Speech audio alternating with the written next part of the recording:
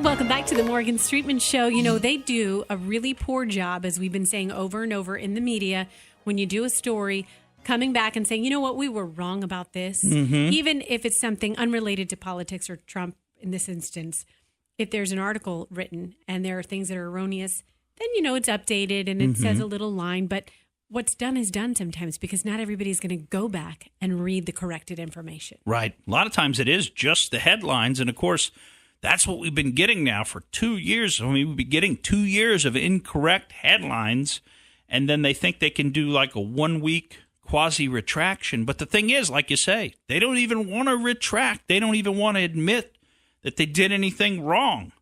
You know, our Out There segment last week was about this witch hunt that went on for 2 years. 2 years of lies, 2 years of a fraud, or what the president calls a phony and fraudulent investigation. And it was just amazing to me that they pulled this off, that for 2 years straight they were able to so convincingly lie to so many people. And, of course, I'd say about half the country bought it. Can you imagine if they get their hands on the report, that they will find every little thing with a fine-tooth comb? Oh, sure. That says, Mueller was wrong. Here is evidence. Here's proof. And it'll never end for 400 years. Right. It will never. Right. Exactly. No. It'd be horrible. I mean, Mueller is the guy they picked to make this judgment. He made the judgment on Russian conspiracy. And you got to, I mean, these guys with the whole, I mean, if you listen to enough audio clips of Clapper and Brennan and these others, you'll hear what a joke it is. And I didn't isolate this part of it because, I mean, the truth of the matter is I had, about 35 minutes of audio I could share with you. And it is all relevant, but I'm trying to get down to just the nub of some things for you so we can keep you interested in the show as opposed to just listening to these guys drone on and on and on. But if you listen to them, you find out that at the end of the day, they were pushing this. And now they all want to say, oh, well, you know what? We never even said that Bob Mueller was going to make a determination, or we never said that, we never really thought anything was going to come of the Mueller report. And now this is really all supposed to be the congressional investigations after the fact. So the Mueller report's kind of the precursor. And now we'll move into phase 2 and so on and so forth. But they never want to just stop for a minute, because now that phase 1 is ending, I mean, shouldn't we have a little bit of a, shouldn't we have a sit down and talk about this, a debrief of what happened here? Because maybe we shouldn't go to phase 2. Maybe we shouldn't go to phase 2. Maybe people need to just drop this and move on. But I'll tell you, unless they will admit that they did something wrong to begin with, I mean, that's the first step for making a change, isn't it? I mean, you have to first admit that you got a problem, and they don't want to do that. No. The media doesn't want to admit it has a problem. Let's hear from one of our favorites, and I say that sarcastically. One of our favorites, Jake Tapper, on CNN. And let's hear him defend his network. Folks, you'll love this. But I'm not sure what you're saying the media got wrong. But the media reported what the investigation was going on. Other than the people in the media on the left, not on this network, I don't know anybody who got anything wrong. We didn't say that there was conspiracy. We said that Mueller was investigating conspiracy. We didn't actually say there were. No, you guys misunderstood us for the last 2 years. We haven't been on here saying that the whole Trump family is about to get indicted in 3 days. Or we haven't said that there was obvious evidence of Russian conspiracy. We haven't played Adam Schiff where he's saying that he's got plenty of evidence, what he's seen. Because remember, he gets to see stuff that you and I, normal people, we don't get to see, supposedly. And he's saying, well, I've seen the collusion or conspiracy or whatever word we want to use. And that was something I wanted to talk about earlier, and I kind of got off track. But, it was this idea that collusion is not a word that we use. I mean, I looked the word collusion up just because I'm like, was this just invented in like the 1970s or something? And no, sure enough, it goes back to the 1300s. You know what I mean? Guys, this is an English word. It means for people to get together and do something secretly that's not legal. It's very similar to the definition of conspiracy. Scheming, which is the way that the media has been using it.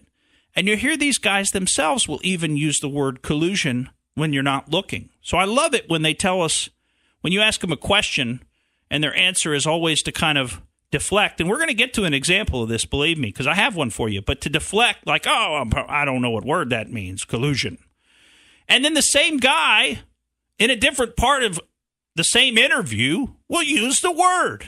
And we've heard that before on here. We've highlighted that kind of thing. Like, you hypocrite. I mean, you guys are such a bunch of hypocrites. And it's for this very reason that I think that people, and I really hope that the president sticks with this, because I think the president's pretty incensed about what went on here. And I hope he sticks. I hope that anger doesn't fade away, because I'll tell you, after a big battle, you know, there's an instinct among good people to want to move on and to be magnanimous and to let bygones be bygones. You know, he won the big battle. He won the 2-year witch hunt. The truth won, really. That's what won. I mean, he didn't win. It's just the truth came out. But, you know, he's basically being cleared, and I suspect that none of these other investigations are going to wind up having any legs. So he's basically won, and there might be an impetus to just move on. But I think that's the impetus that he had after he won the election. And I think he's got to learn from that. What was their response when he tried to just move on? He tried to not prosecute Hillary. He tried to just move on. And what did they do? They didn't move on. They turned it into a witch hunt against him. So I hope that he's upset enough and sticks with this enough to actually pursue some of what went on, because I think we need to get to the bottom of what happened here. And I think that if Congress wants to investigate something, they ought to be calling in the people that set up this insurance policy, that set up this witch hunt, this Russian conspiracy, false narrative. They ought to be pulling those people into Congress and finding out what did they know and when did they know it. Because the truth is, they all knew this was false. They knew this was made up. And that's what you see in Peter Strzok's own text messages, where he says to his lover girl, Lisa Page, that he doesn't want to necessarily be involved in the Mueller investigation because of his belief that there's no there there. Remember that phrasing, that there's no big there there? Mm-hmm. Well, that's because he was the guy that initiated the investigation. He knew that it was based on a false premise. He knew it was all made up. And so he knew that the most likely outcome was that it was going to blow up in all of their faces, not that they were going to find conspiracy or collusion or some other beautiful career-making outcome. But let's hear what Sarah Sanders had to say to the press pool about who ought to be investigated. If Congress is so gung-ho to call people up to the Hill, the list I would start with are Comey, Clapper, Brennan, and other people in the FBI who perpetuated this absurd lie and this absurd idea that the President of the United States was somehow a foreign agent and colluding with another government. And it really was absurd. It was completely absurd. And they don't have a shred, not a shred of evidence that it was the case. All this speculation for 2 years straight. And I mean, we could fill up 35, 40 minutes of audio clips of different experts on various networks saying that somehow President Trump is beholden to Vladimir Putin in one way or another, or perhaps Vladimir Putin is his handler in an intelligence operation. And you know what's happening right now as we speak? The foreign influence as far as getting security clearance of the White House vetoed and overruled people that weren't supposed to get the security clearance. Dozens of people now, they say, are in the White House that should not have got the... Oh, it's happening right now. It's all over Twitter. It's all over the news. So how many days are we going to hear this? They're moving on to the next thing, that Trump is not American. Trump's not doing something right. He's selling the country out somehow. Another punch. That's right. If one thing doesn't work, switch to the next one. That's all we're going to hear. But all folks, about the security. That wasn't an issue before when we were just talking about the Russians. That wasn't an issue. Thank you. And we need to be a little bit more sophisticated consumers of news and information. And we need to say to ourselves, hey, I remember you guys just lied to me for 2 years straight. You've been lying to me. And then you got Jake Tapper coming out and saying, like, well, we didn't do anything wrong. We were just reporting the facts as we knew them. Or some other nonsense, some other excuse like that. I mean, are you kidding me? Why don't you just own your own behavior? You know what I mean? Why don't you be an adult enough to just say, you know what? You're right. That's what we did. We tried to put that forward. But that's not what they want to do. I want you to hear what James Clapper has to say in response to Sarah Sanders calling on them to be investigated. And here's where you'll hear him do the little initial condescension about collusion not being a proper word or something. So let's hear from our favorite James Clapper now. Well, first, I wonder if she was conflating or confusing collusion, whatever that is, with the Russian interference.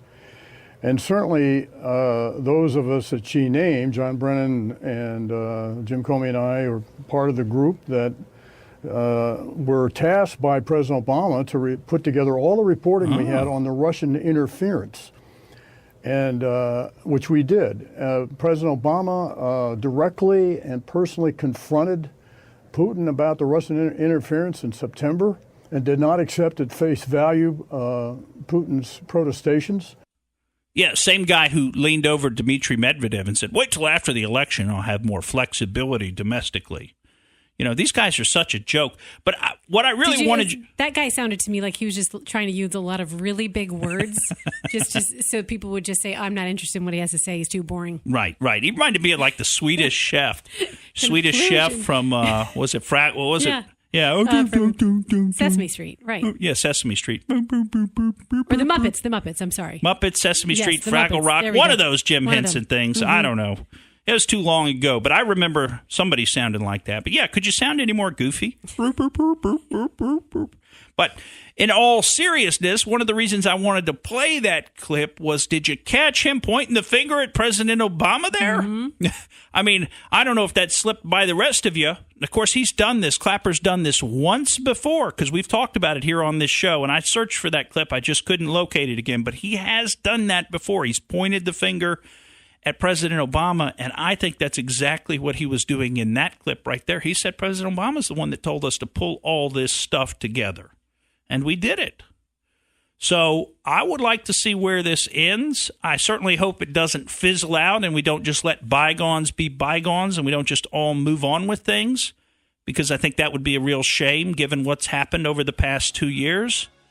But, I mean, we need to know how far up the chain this went. It sounds like it went all the way to the top, to President Obama, and that this was an intelligence operation conducted by political interests, one political party and a group of politicians against another political party and a candidate and then president of that political party. That's what really happened here. And I don't know how we define that. I think there's been a lot of words that have been thrown around the last couple of years pretty flippantly and maybe misused. But at some point, we are approaching the idea of a treason when we're talking about trying to unseat a sitting, duly elected president by any means possible. That certainly undermines our democracy, which is what they claim that Trump has been trying to do. We're going to tell you about some interesting stuff when we come back. Thank you for listening to the Morgan Streetman Show. We hope you enjoyed what you heard, and if you did, please click like and subscribe to help us out. And remember that we recommend that you exercise your brain at least once a week.